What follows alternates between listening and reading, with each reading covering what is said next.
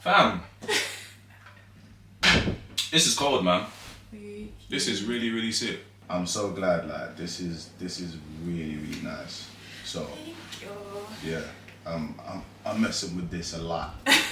I want to see more of this. I hope, yeah, the cameras are on now.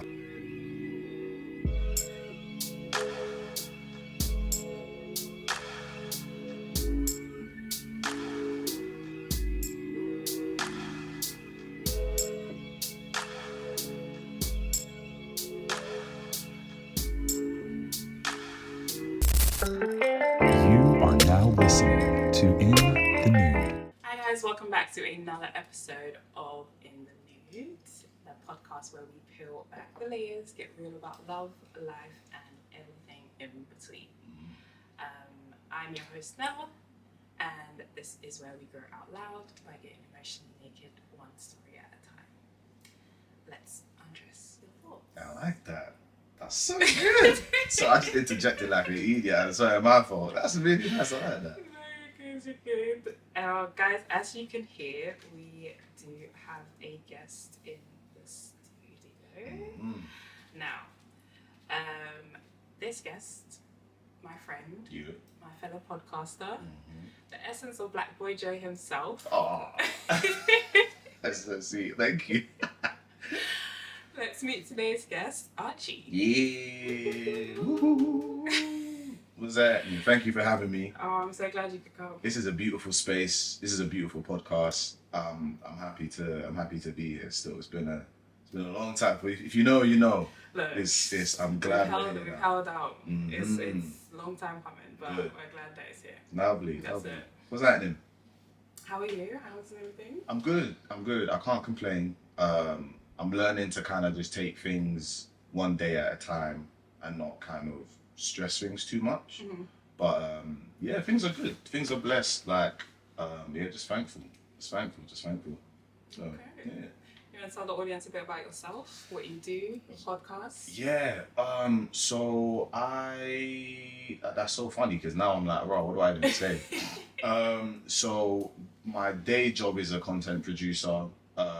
My other job, should I say, is I have a podcast. I have a show called Challenge Player One. So that's like where we basically focus on gaming. So like conversations that, you know, I would have growing up with like my friends or like people that I'd meet for the first time about gaming and stuff.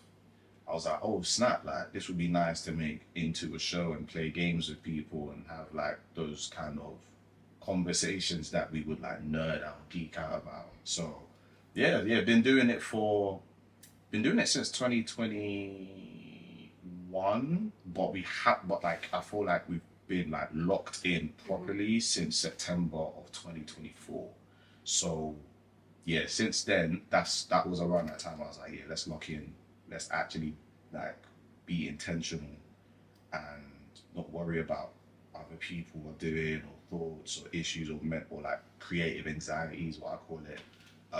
Let's just get it done. So yeah, that's me in a nutshell. And congratulations on our recent achievement. Yes. We reached, was it 1,000 Yeah.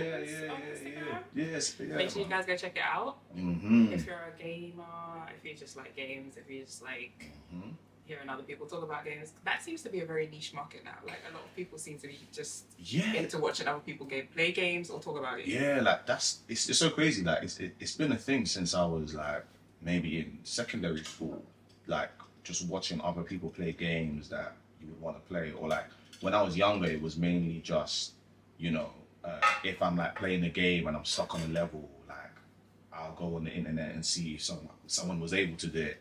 But now it's like obviously throughout time, it's been like people just streaming or like playing games and doing walkthroughs and stuff. So it's the way it's transformed is crazy. So, but it's nice because every person I've had on has been like, oh, like we've seen streamers and stuff, but we haven't seen a podcast where people just sit and like chat about games, especially in the UK as well. So, 100%. So yeah, we're trying to do something and grow something with that. And I'm just glad that people like it or engage with it, whether good or bad. People have unpopular opinions, so it's not. So some of them comments. Yeah, man. It's good though. Like I enjoy it because it's like one, it's engagement, but two, it's like you know, you see people that are clearly passionate about the games that they love and kind of just managing around that.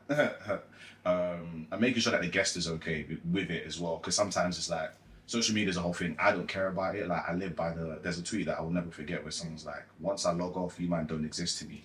Do you get what I'm saying? And once I go touch grass, like, you ain't saying those stuff in the comments to my face. You won't even know where I'm at to begin with.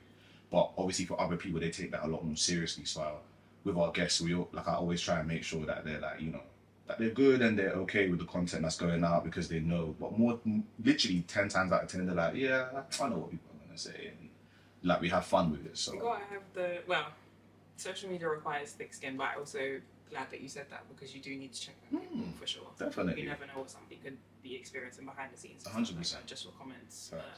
Be nice on the internet, people. Agree. Anyways, we know we have to set the mood. Yes, ma'am. So we're gonna get into our first little interlude, as I like to call them. So what have you been listening to? What's in your rotation right now? That's a good question. Let me check my phone real quick. In my rotation. Do you know what's so funny? I've been trying to... So, I've been listening to music semi-less now, but as a replacement, I've been like taking in a lot more, like, particularly YouTube content. For the last couple years now, I'm very into like long form, 2.5 hour social political videos. But to answer your question about what I'm listening to, let me see what I've got in rotation. You are very philosophical. Appreciate that. Thank you. Oh my goodness. There's a song called Work, WURK, by this artist called Seal, CIEL. There's very much like, it's like a new wave of like a UK bounce, like a UK rap bounce. Okay. It's pretty cold. So it's like that. Finesse Kid as well is another artist who has that same type of bounce as well. So I'd say those were 2 songs I've heavily had in rotation. That, and there's Wait, pause, because we have the second part to that. Oh, okay, go ahead, my fault. There's the second part to the question. One, before I go into that actually, when you said Seal, I'm not gonna lie, I was thinking of the guy who sings Kiss from I can tell you about my kiss. Definitely thinking about him, but there we go. No, so the next part is a song that describes the relationship season you're in. Oh. I've got a perfect song for that. Okay. And it's funny because I was actually chatting to my girlfriend about that, about this as well. But the song is called Everything by Mary J. Blige. You are my... I was thinking of Lauryn Hill, Everything. Yeah. I was thinking of Lauryn Hill. Yeah, I'd say Everything by Mary J. Blige is the song that describes my relationship season, right? Yeah. I'd say Everything Mary J. Blige. The lyrics are pretty clear cut, yeah. Alright. Yeah. Shout out to Wifey. Yeah, I'm on. Every day. So, this segment is what we're calling Pillow Talk. We're trying to get deep, open up about whatever and anything that we are thinking about, basically. Let's get into it. We talk a lot about getting into love. No one really ever seems to talk about what it means to stay in love. How you get there and how you keep that. So, before we get into that, you've already kind of said it, but what is your relationship status right now? I'm taken. I'm in a very happy relationship with my girl. I'd like to say almost 3 years now. It's like 2.5-ish years. See, the thing is, seeing these two together, you probably wouldn't even think that. You would think it's way longer than that. Honestly, it feels like it's been decades, and I'm 28, so it feels like we've been together for time. But yeah, it's been really good. It's been really good. Like, I've learned a lot of things. So yeah, I'd say that. And how did you guys meet? So it's actually funny. So we initially met through one of our boys. So one of our boys is an artist, and I think it was like 2020. He was doing these like post-lockdown sessions where he just basically just like was talking about his music and stuff like that. He was releasing a project, and there were different time slots, different days and different time slots that he sent to like his close friends through email, which is funny now that I think about it. But I'm like, right, email. It's not even like a broadcast on WhatsApp on that. And I was like, they're professional. I was like, cool. They're official. Yeah. So then get to the studio, and then I meet like him and then a couple of our like mutual friends that are there that we know of, and then I met who would now be my girl. But obviously at the time I wasn't really thinking of it like that. I was like, oh cool, nice to meet you, XYZ, blah blah blah. Because I was also in a relationship at the time, so it was one of them where I was like, wasn't even thinking about it like that. So we're like, cool, nice to meet you. So I'm there chatting with our mutuals, cool, and then I think everyone's just discussing things. And then she mentioned something about an area that's down the road from my house. So I'm like, oh, like, what do you know about that area? She's like, oh, I went to school there. I was like, oh, see? I was like, oh, yeah, I live there. And then, just, yeah. So I was like, what? Like, where do you live? She was like, oh, I live here. And I was like, I live like 10 minutes walk away from there. That's crazy. Yes. I was like, oh, that's nuts. And you guys have never run into each other? Never ran into each other, never met each other, none of that. So, anyway, after that, like, we literally got at the same stop, everything, same train station, whatever. And I was like, oh, like, cool, like, it'd be nice to, like, just, like, grab your Insta just on a friendship tip. And then I never saw or spoke to her again after that for, like, a year. Yeah. Like, never... What? Yeah, never communicated, like, because... I mean, you were in a relationship, so... Yeah, of course, but, like, even then, like, it wasn't even on a relationship tip, it was just, like, on a friendship vibe. I was like, oh, this girl's really cool, like, she lives down the road from me, she's mutuals with my boy. And I think as well, that's another thing that maybe is another, like, topic is, like, it's okay to have female friends or to meet new female friends in relationships. So... Don't get the people started. Yeah, you get what I'm saying?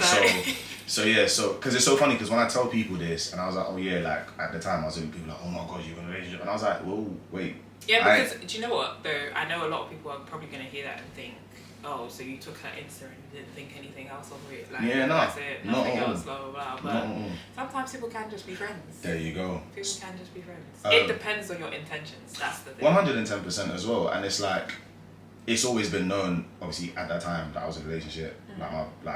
I don't shy away from these things. It's not like a thing that's like, oh, you know, you got me. Do you get what I mean? I'm in a relationship. You got me now. No, like it's obviously common knowledge. So, but yeah. Anyway, like we didn't see each other, speak to each other for a year, and then a year after that, like almost literally like legit a year after that, my boy was launching that same project, and he was doing like he finished it. He was doing like an event for it for his close friends that went to the sessions. So me and my boy went.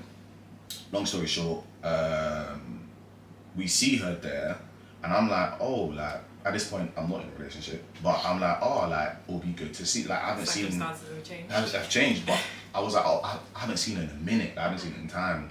So like I strategically positioned myself where she like. Basically, our boy made an entrance, and I positioned myself just behind her so she couldn't see me, and then I was just making bare noise, and then she turned around, she was like, "You're making bare noise, Archie," and I was like, "Oh my God, I didn't know it was you!" Like, oh my God, like, what are you saying?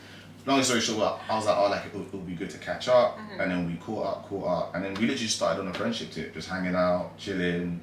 Then like after a couple months, I was like, oh, like that's when we were both on the vibe of, I think we like each other.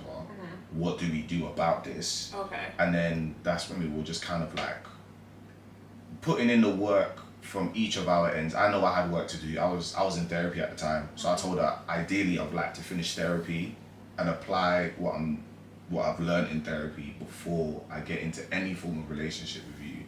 And she understood that. She was very patient with that, and it wasn't like I was doing that and then I was like, no, like we were still dating, we were still talking, we were still getting to know each other.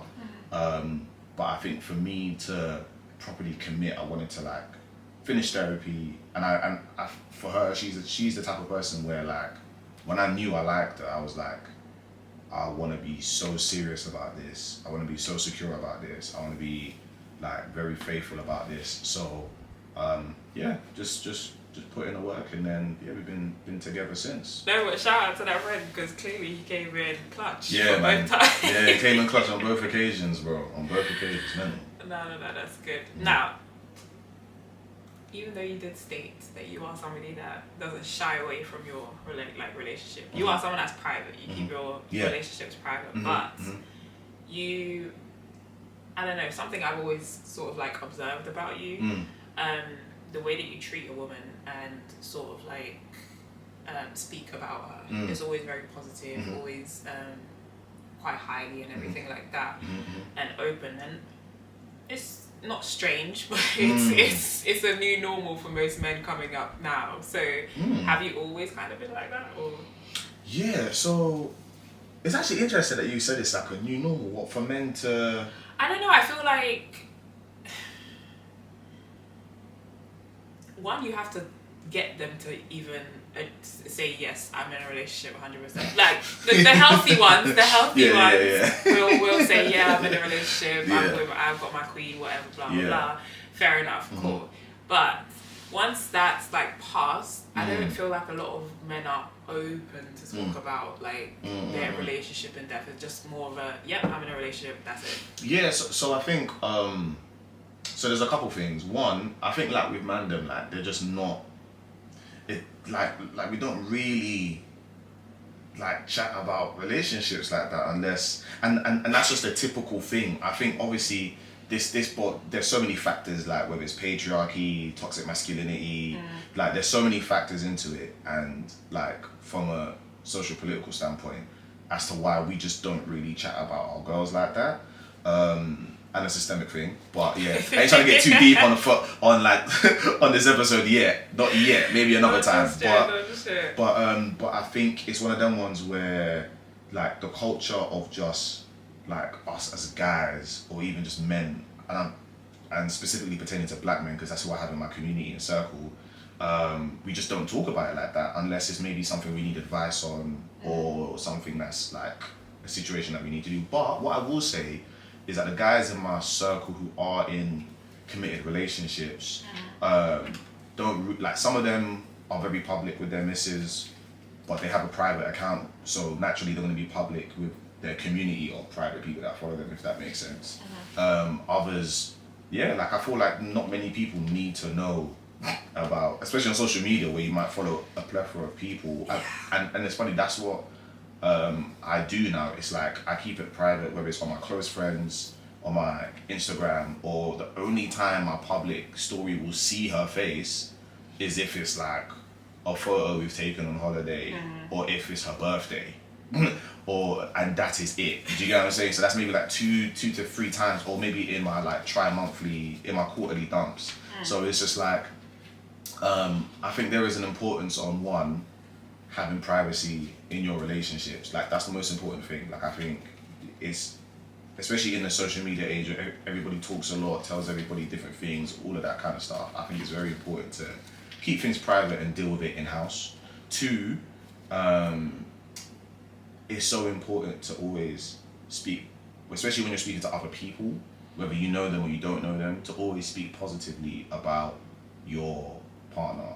Because I've been in enough situations in terms of like from the opposite end where, let's say, my boys or maybe other people, naturally like you confide in each other about certain things, but then naturally as your friends you want to protect your boy or you want to protect your homegirl, so you obviously have an opinion about that partner, which may somewhat interfere or interject, but obviously you have to kind of look outside of yourself and be like, look, this is what my friend or whatever is going through right now, I'm gonna be there to support them. So I say all of that to say, especially with me, like if there's any time I need to seek advice or anything, I only have maybe two to three people that I talk about, and that's it. Like I keep it very, very in-house. Like I think it's so important because some things you don't need to tell anyone about. Most things you don't need to seek outside advice for. You deal with it with your partner, you deal with it in-house, you learn to deal with it in-house. Unless it's something you are desperate to get like outside advice for. If that's the case, then maybe have at least 2 to 3 people. Or if you have a group of homegirls or homeboys, like make sure they're people that are, want to see the best for your relationship. There you go. So yeah, I would say that I hope that answers the question. A very long way, but I hope that answers the question. I'm a bit of a yapper. No. I'm glad that you said it because it was something I was thinking about in a previous episode actually. And the couple that I had on, they were stating that they try to keep it in-house, and they don't really say anything to anybody else. I think I learned that in my last relationship. I'm not somebody that's like excessively talking about the problems, but I did share, and I was like, okay, once you start sharing, the issue with sharing is there's so many opinions, and people then start to be like, feel almost entitled to say whatever they feel, and that kind of clouds your own judgment, because it's like, oh wait, like, now are you making a decision for yourself, or are you making a decision to please somebody else? Of course. So definitely agree with what you said.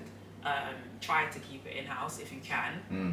If it's something serious, then have those people around you that you can be like, okay, well, such and such is happening, blah blah blah blah. Or even if it's like a situation where it's somebody seeking advice from you and you've been through the situation, I don't see it as a huge issue then to be like, oh yeah, we experienced something like that, blah blah blah, but don't necessarily go in too deep, because sometimes you just don't know what people's intentions are. Facts. And then you need to make the decision on your own. And also as well, like, I've learned from my previous relationship, because I've done the opposite. I was very vocal with my like friends, or I was very vocal with like maybe like other like extended friends that were maybe mutuals with like Max at the time. And I realized as well is that, one, it's not a good thing, because again, like, you're not spinning a narrative, you're talking about your experience, but when you're the only one that can speak about your experience with your friends and they don't have the other person there, naturally they make a judgment, which is fair. Like, and I think from my perspective, I learned from my previous relationship, I learned, yo, keep things in house, don't talk about things too much, because they did come a time where she was like, why did this person tell me XYZ? And I'm like, yeah, I learned my lesson now. So I think since then, I was like, okay, respect privacy, respect your partner in that essence as well. And, you know, I'm very blessed as well that I have like friends that are able to, one, see the perspective of my partner, or see the perspective of other people and not just myself. And I think that's a key thing. It's like, you know, sometimes it's like, yeah, they can take your side, but you need to have someone that can be like, actually, oh yeah, I can see why she low-key did that. Or have you considered like, this? Or yeah, do you know what I'm saying? So yeah, remove your ego in that sense. So very important, very important. Always have a truth teller friend. One that's gonna be aware of your feelings, obviously, but that truth teller friend is necessary. Fact. Trust me, I have a couple. Good. Good. Keep them around. Quick interlude again. No, we're gonna play a game this time. So, I know you're a bit of a music head. Yes, ma'am. I know you're not really listening to much right now, but you know, let's test your lyric game. Bet. Let's play a game of lyric by lyric. So, essentially, I am going to give you and the audience. Don't mind me. Give you and the audience a lyric, and then you will have to guess the song. Right. You get 3 clues. Okay, cool. Dang. And then by the third one, that'll be up to you whether you get it. Okay, cool. Okay. Right. Alright, bet. I'm gonna try my best. Let's see how this goes. Cool. Okay. Number 1. I see you trying and I don't know how. I see you trying and I see you trying and I don't know how. Can I get a clue? That's the clue. That's the clue. Damn. The clue is the lyric. Is it Usher? No. I see you trying and I don't know how. Let me know when you're ready for clue number 2. Yeah, let me get clue number 2. Man. Okay. Clue number 2. Just want to take some time to thank you. Damn, I can't even get like it could be an 80s, 90s, 2000s. Okay, 2010s? Oh, okay. Yeah, 2010. I see you trying and I don't know how. And the second one was? The first one. Yeah. I see you trying and I don't know Sorry, how. first one was I see you trying and I don't know how. Second one is just want to take some time to thank you.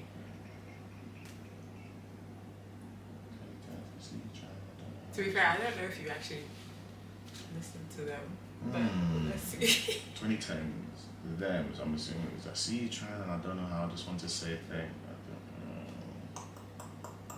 It's that I see you trying, I don't know how. I know I'm gonna kill myself. Yep. Probably. I see you trying, and I don't know how. I actually don't know, you know. Thought this one would be the easy one. I know. These lyrics, me and lyrics are, boy. Give me the melody, I'll tell you. But if it's lyrics, then I'm cooked. Alright, cool. Clue number 3. Mm-hmm. No, third lyric that I'll give you is I don't mind taking time. Baby, I'm down to do the... Crime. Nope. Oh. Glad that you're thinking of rhyming though. Yeah. Oh. Okay, your clue. They're a UK artist. Okay. 2010s. UK artist. I'm assuming it's R&B song. So... We're R&B lovers over here, so yeah. Tiana Major now? No. They're dating a basketball player. That's the last clue I'm giving. Jessie J? Jessie Oh. J? So she's not even an R&B singer. Maybe pop. Wait. Oh, LMA. There we go. Is it Booed Up? No. Tripping. Okay. The answer for anyone else that got it right at home is Little Things by LMA. Oh, okay. There we go. Wanna try another one? Yeah. Let's try. Redemption. Okay, number 2. Anything she wants for some kisses, I'm cooking for her when she gets hungry. You kind of have to sing it. UK or US? US. Era? 2010s again? 2000s. Okay. Yeah. Cooking Yeah, for her. 2000s. Cooking anything she wants to get.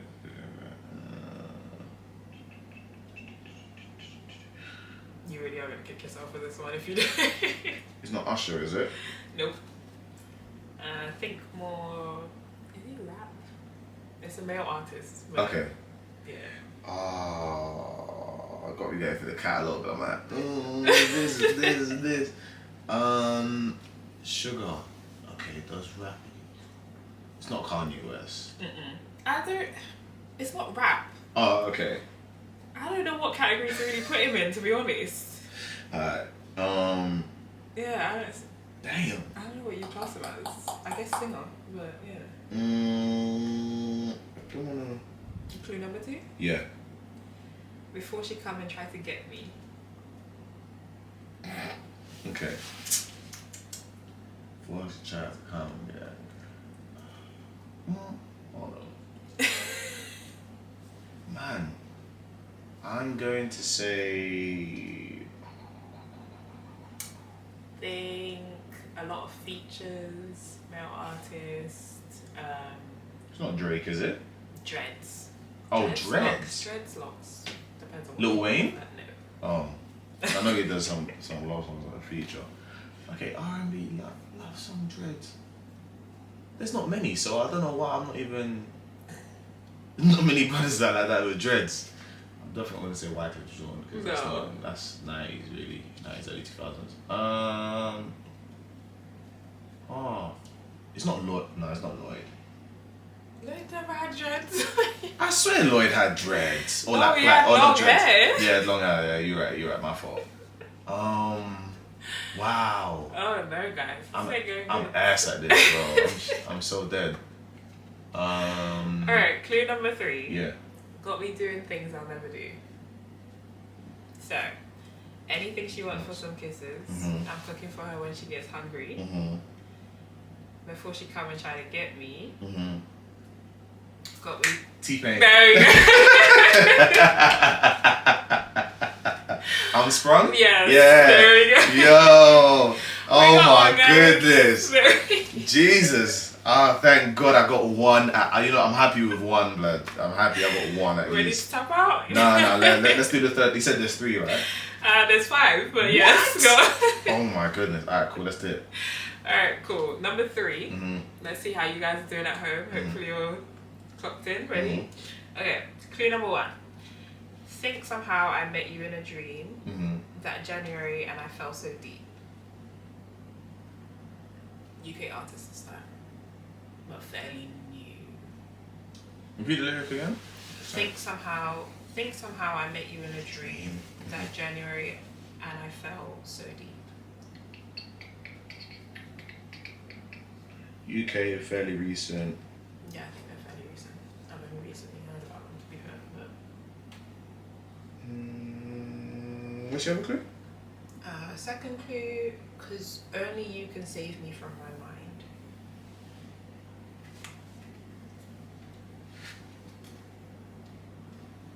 I'm gonna go fairly. I'm gonna go quite niche-ish. K1. Sasha Keeble. Okay. The song was quite popular on TikTok. I think it was. Yeah. The UK artist. I think so. I don't know if people know they're a UK artist, but It's not Jordan Adetunji, is it? no. I'm naming bare niche people. You want clue 3? Yeah. Almost ran out of hope this time. And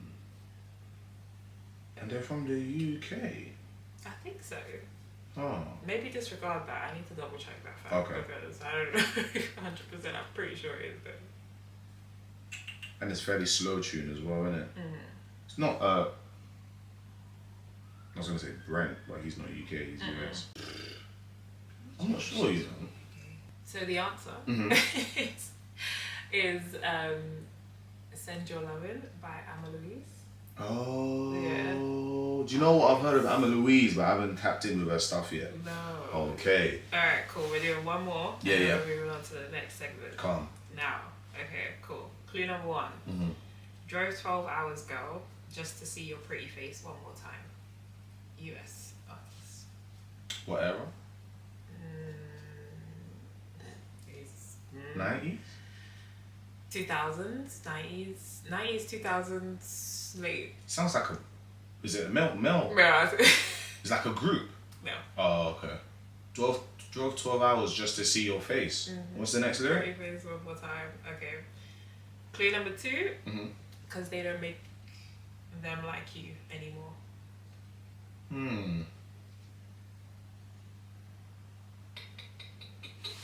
Which male artist is driving 12 hours to see their face?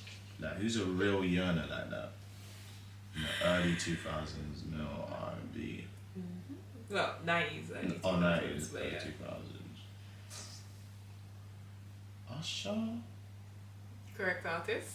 What's the song?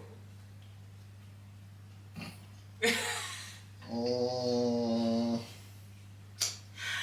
I love that you guess more from the yearner than the actual. Can you imagine? Because I'm like, nah. I'm like, because sometimes you hear the lyrics and you're just like, there's only certain man that can talk like that. There's only certain man that can talk like that.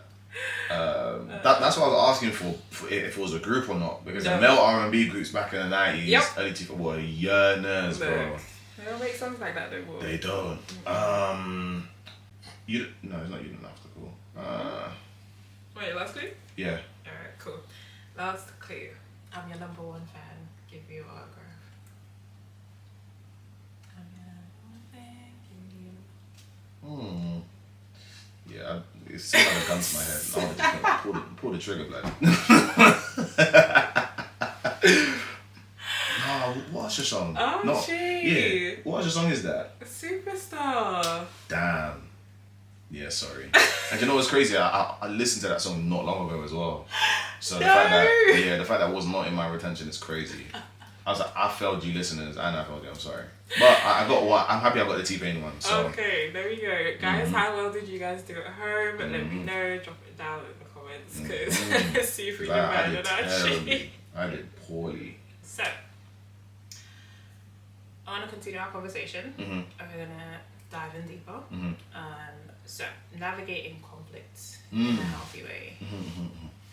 Now, social media tends to focus more on like what a woman's need is, how to make a woman happy, and how you know a woman is in a happy relationship based on, well, how you know a man is a good man based on how happy the woman is, basically. But do you subscribe to the happy wife, happy life? No. That was quick. No, and the reason why is because I don't like. I had to. Well, not even had to learn, but it's just like. I honestly despise and hate social media, like advice, flipping, all of that stuff. That I just honestly despise it because I say it like this, right? Every relationship is like a unique fingerprint. Every relationship is like a unique language. Every relationship is like a color you've never seen before. 100%. So and it's an ecosystem that you also have never been in before. So you have to find ways to navigate what makes sense within that relationship. The problem I have with online and social media relationship advice, quote unquote, is that it generalizes that, like, it's not specific to your needs or to your relationship or whatever happens, right?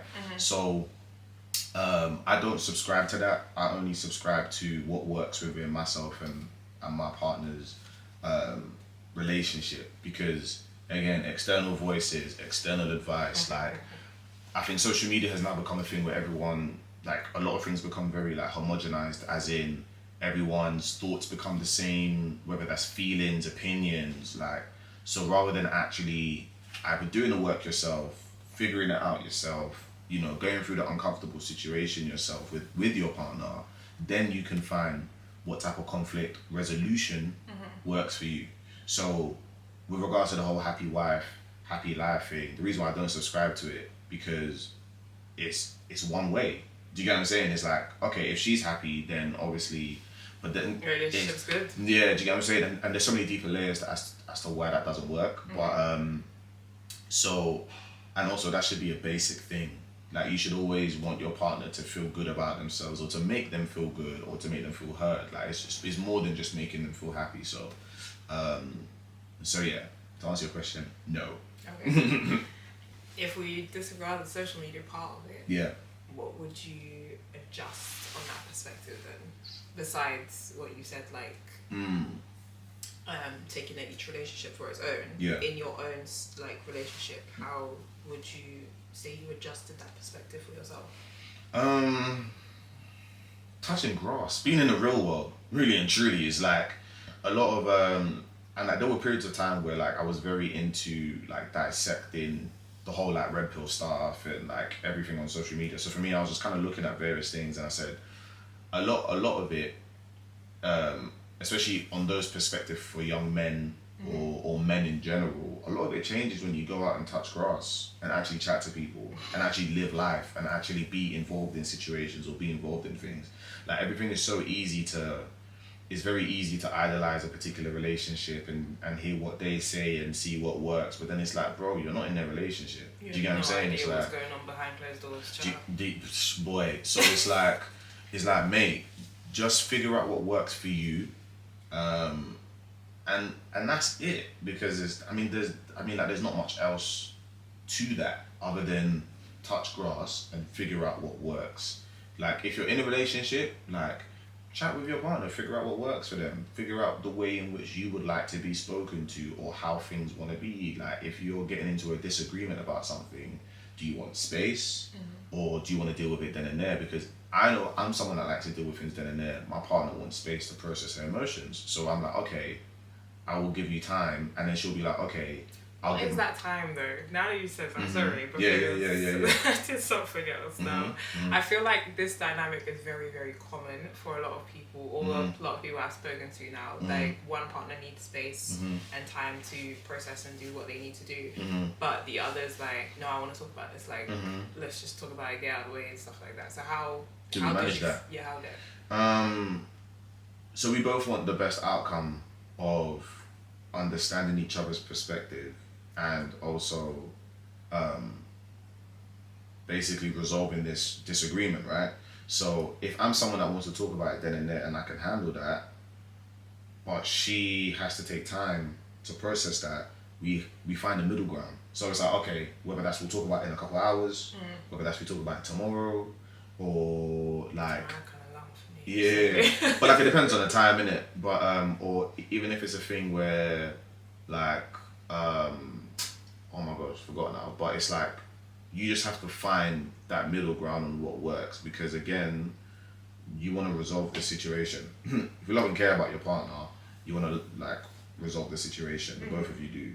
So there was something that my friend told me, especially in relationships, is that whenever you have a disagreement, or even if it comes to a point where your partner's accusing you of something or whatever, there's a way in which you can defend yourself and reassure your partner at the same time. So defend and reassure. So defend yourself and obviously like make sure that you're telling the truth on all them things there. Yeah. But also reassure your partner of the space that you've curated in the relationship and making sure that things are, do you know what I mean? Like, I still love you naturally. Like, it's not that, it's not that thing, or I don't think like that, or whatever. So there's a way in which you do that, because I think sometimes people defend and not reassure, or people reassure a lot and don't defend themselves, I guess. I feel like that's also dependent on the person though, because it does, in my like previous experience, trying to necessarily defend yourself, you may be reassuring, but that person's only seeing defending, and that's it. You're not hearing the actions as, okay, I'm trying to reassure you as well. It's just, oh, they're being defensive, they're not taking on board what I'm saying and stuff like that. So I feel like it does depend on how the person's also looking at it, and that goes back to you knowing your partner really and truly, because they kind of have to see, well, both of you have to see that you're going against a problem rather than each other. Yeah, and also as well, right, it takes a lot of skill to see when a situation is getting particularly a bit out of hand and say, okay, you know what, let's adjourn this, like let's take a breather, let's take time, because there can be moments where things get heated and nothing gets done. You both just want to be heard and you just want to both be understood, and it's like when things are back, you're like, okay, cool. It takes a lot of skill to be like, yo, you know what, let's take a break. It's clearly getting heated, and obviously it also takes a lot of skill for one of you. Like, only one of you can be upset, and it's not okay. Not saying no, you can both be upset, but both of you can't be on 10, because it's like if you're both flared up, angry, shouting, back, like no one's gonna get heard. You just want your perspective to be said, and that's it. It just becomes a shouting match. So what I mean by that is, one of you, like, you can both be upset. Your feelings are always valid, but try, if you're both trying to be calm in the situation and respectful of the other person's perspective, depending on what you're disagreeing about, then it's like, it makes things easier. But obviously, that's an ideal world for conflict, in a world of conflict. So I always say, like, always try, like I always say, like, if it gets too heated, there's nothing wrong with taking a break and just saying, you know what, let's cool off, let's chill, let's come back again when things are a bit less fake, do you know what I'm saying? So I agree. It's not easy, but obviously with time and practice, and if it's someone that you love and care about as well, you'll do anything to understand. Do you know what I'm saying? Like, there's a therapist I always watch called Dr. K. He has a channel on YouTube called Healthy Gamer GG. Like, he's a really amazing guy, and one thing he says is, like, when you both come from the perspective of the relationship is 60% about them and 40% about myself, then everything becomes a lot different and a lot easier. The perspective changes. If I'm saying 60% of my effort is focused on my girl, and my girl's saying 60% of my effort is focused on my man, then it's like, that's interesting. Yeah, and then the rest of the 40% is obviously, so it's ways in which you prioritize your partner but also have boundaries for yourself and enjoy that as well. So it's like, yeah, it's all, you know, it's all about consideration and understanding, isn't it? 100%. So yeah. On the days that you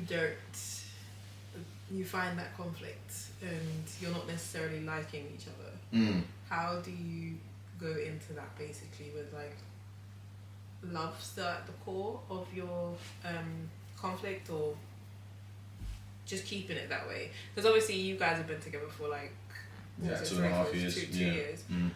For the people who've been together for way longer, on those days where they're like, oh, this is becoming more of a routine, they're a little bit bored or whatever, how would you keep the fun and excitement here's to what, see alive? Yeah, because when you're answering, like, the question of, like, oh, like, when you don't like it, I was like, bro, I ain't even felt that. So I'm like, I don't have an answer for that. But I'm just like, yeah, but like, I hear so many people like, oh yeah, I love my partner, but sometimes it's just like, yeah, like, and And to be honest, I think maybe the other way. I can't speak for them, but I think the way I see it is sometimes they just want their own space. Sometimes they just want their own time, and I think that's something that my girl and I have been able to establish quite well. To be fair, she taught me about that because I was just used to just being in her space all the time, and there was a time when she was like, I was like, "Oh, do you want me to pull up tomorrow?" And she was like,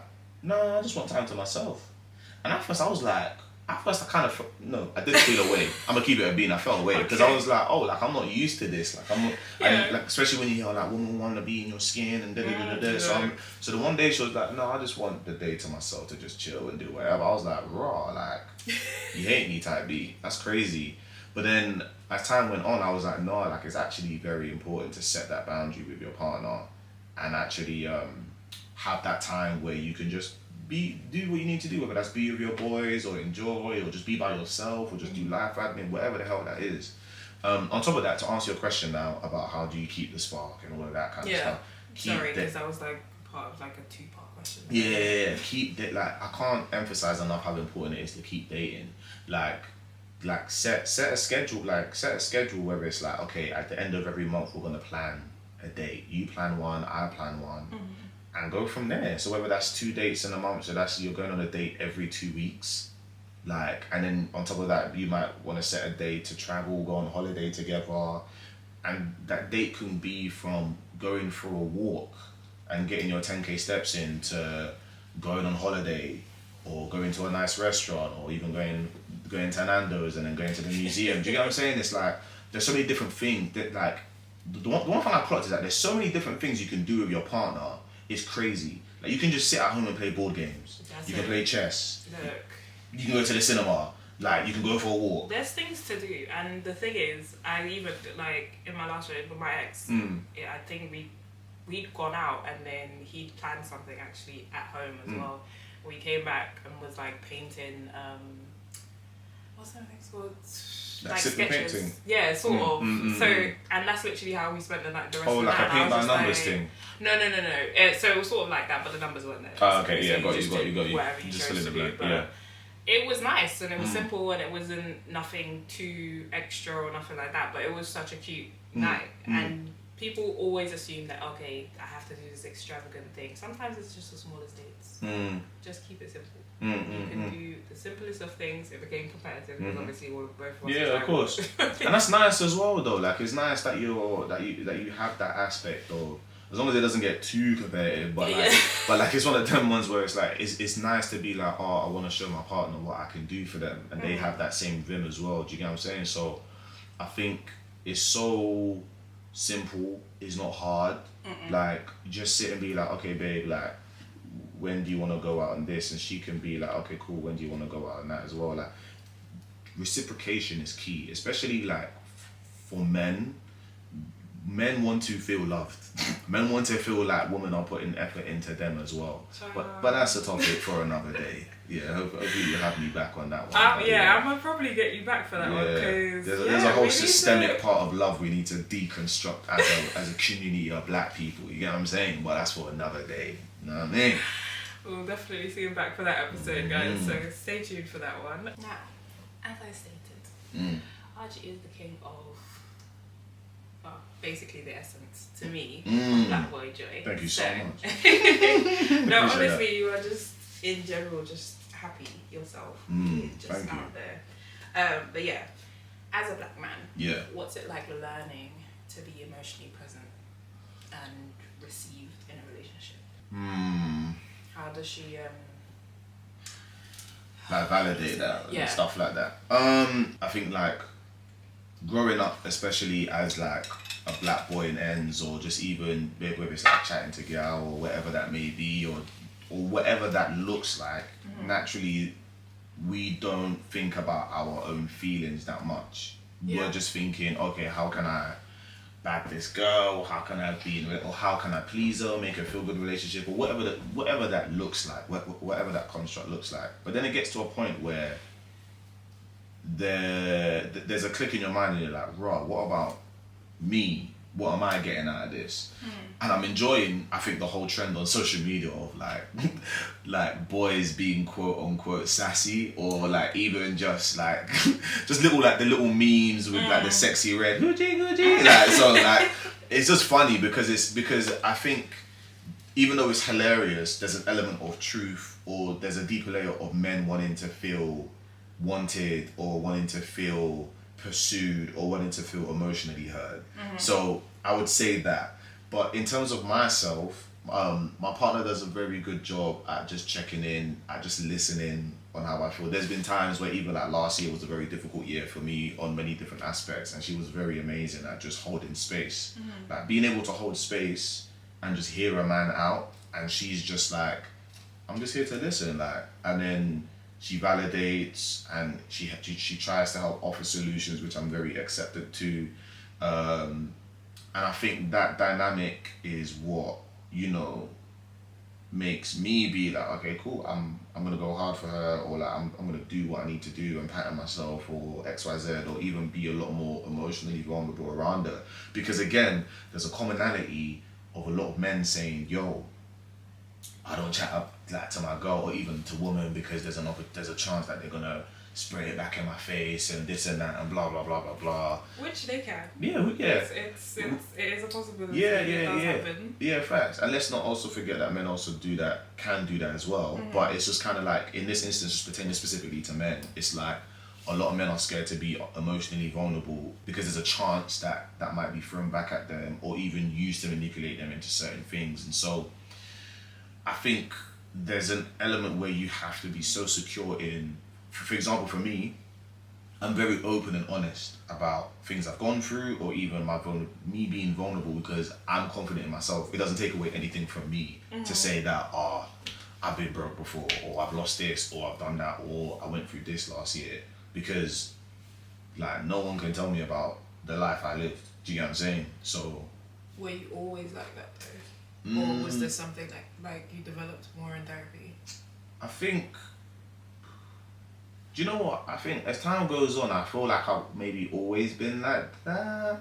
But I think certain experiences I've gone through, I'm just like, bro, like, I ain't trying to go through that again. Or I'm not trying to be that person that I was that experienced this situation again, or whatever that may look like. So I think I've been through certain things where I'm like, I'm not trying to go through that again.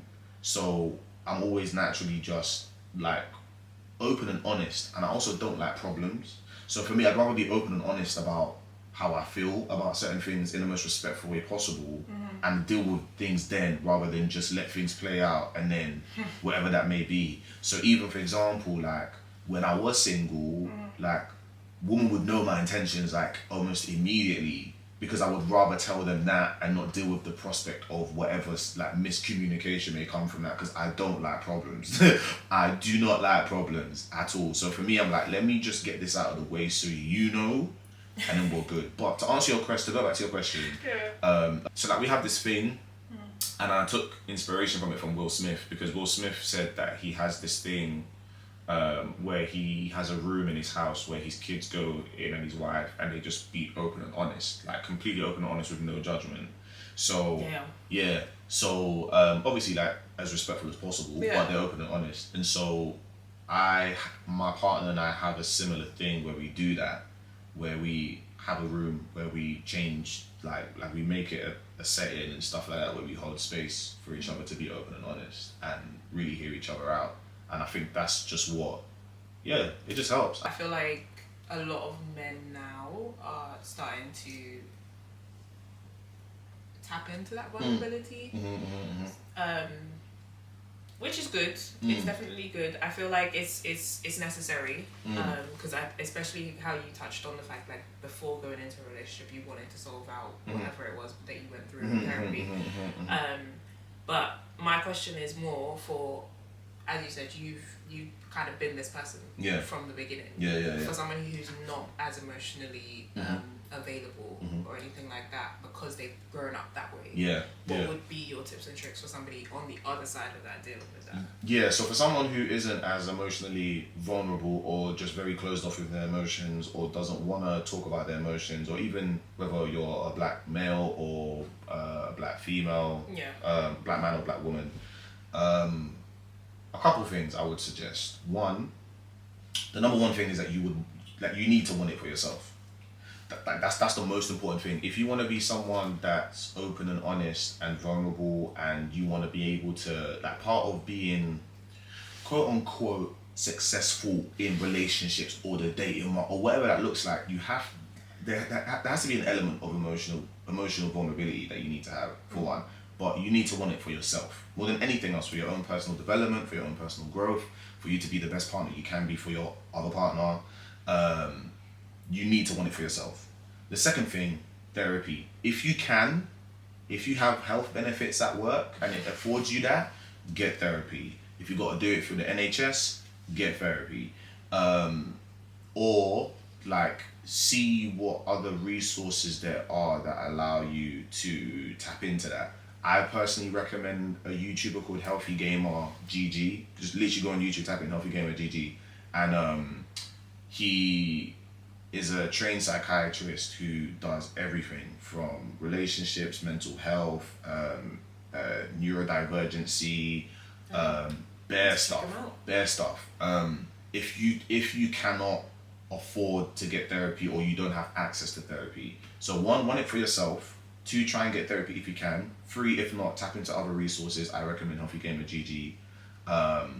And I think those would be my 3 tips and advices. And try and touch grass. Whether if you're someone that's more secluded and don't have many friends like that, what things do you like, and see what communities are out there in your city or whatever that can, like, where you can meet like-minded people. Also try and go out your comfort zone, whether that's dance classes, martial arts, whatever the hell. And if you're someone, pottery class, you never know. do you get what I'm saying? Or if you do have a good social circle, then yeah, try and go out with your friends and do that with your friends and try and meet other people. And, you know what I mean? So yeah, that would be my advice. That would be my advice. I like that advice. That's good advice.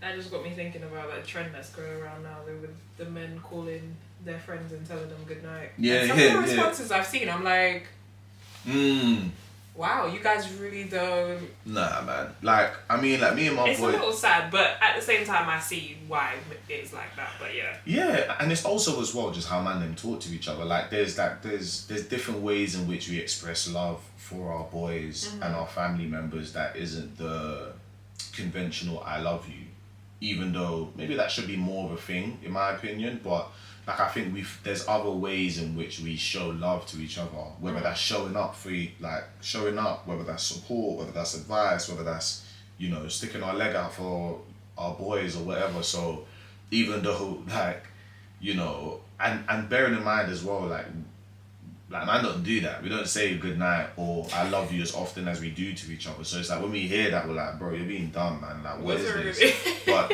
you know what I mean? That within itself tells you all that you need to know about how we have been told to be growing up and what society prioritizes. So that's it. Yeah, it's always back to systemic issues, man. Mate. Growing and learning, all of that. Right, let's get into some nude confessions. Yeah. So, nude confessions is our segment where we basically address the issues you guys have sent in to us. So, I like that.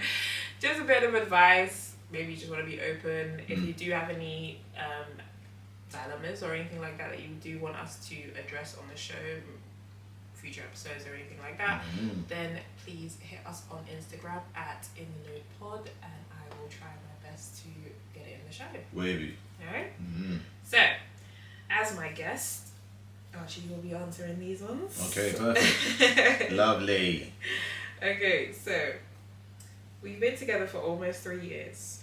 Honestly, it's a good relationship. There's no cheating, no yelling, no major drama. But lately, I feel like I feel like we're living side by side, not really with each other. We both work a lot, and when we're home, we're either on our phones or zoning out in front of the TV. Child, that is a problem. We still say I love you, but I don't feel as connected. I'm scared to bring it up because I don't want to sound ungrateful or like I'm starting problems where they aren't any. But I miss us. I just don't know how to get back that spark without making him feel like he's failing. Well, I already kind of talked about that, but I'll let you go. Yeah, so she shouldn't. You bringing up an issue in a relationship, you should never feel like, oh, you're being ungrateful or you're not appreciating the relationship or things aren't. That's immediately the train of thought we have to get rid of. At the end of the day, if you want things to progress, you have to have those uncomfortable conversations in order for you lot to grow. So in which case, everything's fine. Well, everything in terms of how you deal with each other isn't a problem, right? So in any which case, you should trust that you should trust that you're able to bring up this situation and say, hey, look, babe, like, you know, I really love and appreciate you. The fact that we've been able to, you know, have this life together for the last 3 years has been amazing, but I feel within the same breath, also, like, this is another random point, try not to use but, try use at the same time or within the same breath, because two things can be, like, sometimes but can just negate everything you just said. So within the same breath, I do feel as if we need to change the way in which we do things. So whether that's I want us to be more present with each other, so whether that's sitting down and just talking, I recommend, another thing I recommend is a card game called We're Not Really Strangers. Like, I've seen that. Yeah, they've got couples edition as well. So there's little things that you can do where you can just tap in and check in with each other and be more present with each other for one. Whether that's, again, you have a schedule. If you're both workers and you're both, you know what I mean, have a schedule where you can tap in with each other and just date. Continue dating. Continue dating is what I always say. Continue dating. Like, as a man, we should always be fit and healthy for our partner. We should always be willing to serve our partner, do what we can. And it's the same thing for women as well. Like, if both people feel like they're being fed, you're good. Do you get what I'm saying? And it's very easy to be stuck in a routine or just to be comfortable in that environment. Like, there's nothing wrong with that. It's just making sure you check yourselves when you're in that situation. So the one thing I would say for this individual is, don't be afraid to have that conversation. You're not coming across as ungrateful. You're not coming across as disrespectful. You're looking at a situation that needs to improve, and that is okay. 100%, I agree. Only thing I'd add to that, as you said, if it is something that's maybe a little uncomfortable to broach in the start, maybe you just switch it up. Maybe you bring the idea that, maybe let's cook together, let's do something, then sandwich it in, as I like to say. Just put everything together first. While you're doing an activity. Oh, well, you know, I've been feeling lately that we're maybe passing ships in the night or something, and then go from there. So at least you're doing something together, and they can maybe then see your point of view a little bit easier than what is currently happening, essentially. That's a nice term, passing ships in the night. Quite poetic. Every now and then she does a little. Alright, number 2. I'm dating someone who is honestly the kindest, most emotionally available man I've ever been with. He checks in on me, communicates openly, supports my goals. He's emotionally safe in every way, and yet I catch myself waiting for the other shoe to drop. Oh girl, self-sabotage is... Right, so she's like thinking, when is he gonna show his true self? Yeah, right. I find reasons to pull back or pick little fights when things feel too good. I know it's my own trauma and past relationships messing with me, but I'm scared I'm going to sabotage something healthy because I'm not used to peace. How do I stay present and not let my past ruin my now? I'm gonna just jump in quickly before I let you answer. As somebody who has been part of that self-sabotage crew, I would start off by saying, address it with your partner. Share what you're fearing openly with them, because as you said, he is somebody who's emotionally available, which 9 times out of 10 means they're quite understanding and they know how to you can broach the subject with them without feeling like, okay, this is gonna cause a bunch of conflict, or they're gonna start feeling weird and feeling like you have the other shoe out the door or something like that. Open communication is very, very important in anything healthy. Facts. And as you said, you've already checked yourself to figure out what the issue is with why you're feeling that way. This is based on past traumas and stuff like that. So you do need to figure out what's triggering you, but then also find a way to like pull back those thoughts. Or if you start receiving those thoughts, okay, what's causing me to feel like this, and then address it with your partner. Don't address it with outsiders, because then that could make those thoughts way worse. Yeah, you hit the nail on the head. To be honest, yeah, I'll just say it bluntly. If you keep going the way that you're going, man's just gonna be like, you know what, this ain't worth it. So would you rather have to deal with the pain of man leaving because you keep self-sabotaging, or would you rather just try your best to confront yourself, deal with it, and make sure that you're in a position where, you know, you can still receive someone who clearly is the most, you know, emotionally available man you've met? Like, I think sometimes you gotta, and I get it, man, like, I get it. Some people have been in situations where they thought the person they were with was the best person until they've done the maddest thing. And it's like, you need to confront how you feel about that and understand that not everyone is the same person. And yeah, there is a possibility. Here's something that Dr. K said. Whenever we sign up to date or to go into a relationship, there's always a possibility that it might not work. We don't ask for it, we don't aim for it, we don't strive for it, but that possibility is there. It can be 1% or 100%. But I think you have to understand that, look, at the end of the day, you go in with the best, with your best self, with your best foot forward, you do what you can. And if you have someone in front of you that's doing their best, that's showing you that they care about you, that, you know, that they love you, or that they're willing to take things further, or that they're holding space for you, dog, like, sit in that. They are not the person that you used to date or the person you previously dated. This is someone completely different. Like, you can't keep holding people to the standard of previous people you've dated. Take people as they are, what they have in front of you, and enjoy that. Because if my man is hitting all the right spots and he's doing the right things and ticking all the boxes, and you're waiting for things to drop, you're just, again, like, you're going to end up in a position where you're like, raw, I shouldn't have done that, because now he's gone. And I don't think, and there'll come a point where I don't think I'll find someone else like that I'm attracted to. So, be kind to yourself, man. Deserves a good experience, Facts. whether it's for a long time or a short time. Enjoy that person for who they are. Exactly, man. And that's just it. But that brings us to the end of our episode. So I'm going to leave you guys with a reflection for the week. Oh. How does showing up for healthy love look for you guys? How does it feel? How do you want to receive healthy love? We've already broached the subject about showing up for yourself, making sure you're checking yourself, checking any triggers or anything like that. But yeah, I'd love to hear your answers. Please DM us and let us know. Make sure you're following our page on Instagram, and I will see you guys next time. Stay cute, stay in the nude. Bye. Bye.